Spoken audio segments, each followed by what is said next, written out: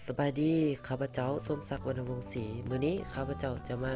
นำเสนอเกี่ยวกับความหนาแน่นของน้ำและน้ำมันซึ่งว่าเฮาอยากรู้ว่าความหนาแน่นของน้ำและน้ำมันจะมีตัวใดน้อยหลายกว่ากัน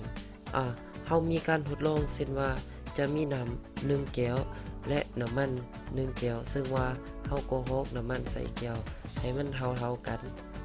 อ่า เฮามาสังเกตเบิ่งนำกันเนาะว่าตัวใดจะมีความหนาแน่นน้อยหรือว่าตัวใดจะมีความหนาแน่นหลายกว่ากันซึ่งว่าตอนนี้เฮายังบ่ทันรู้อ่าเฮาจะเริ่มการทดลองเลยก็คือว่าอ่าตามที่เฮาสังเกตเนาะก็เห็นว่า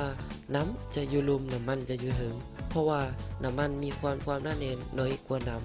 ำถึงว่าเฮาจะพลิกไปทางใดก็ตาม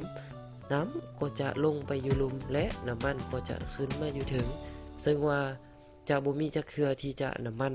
ไปอยู่ลุ่มเพราะว่าน้ำมันมีมวลสารน้อยกว่าน้ำเจ้าการทดลองของข้าพเจ้าก็จบเพียงเท่านี้ขอขอบใจ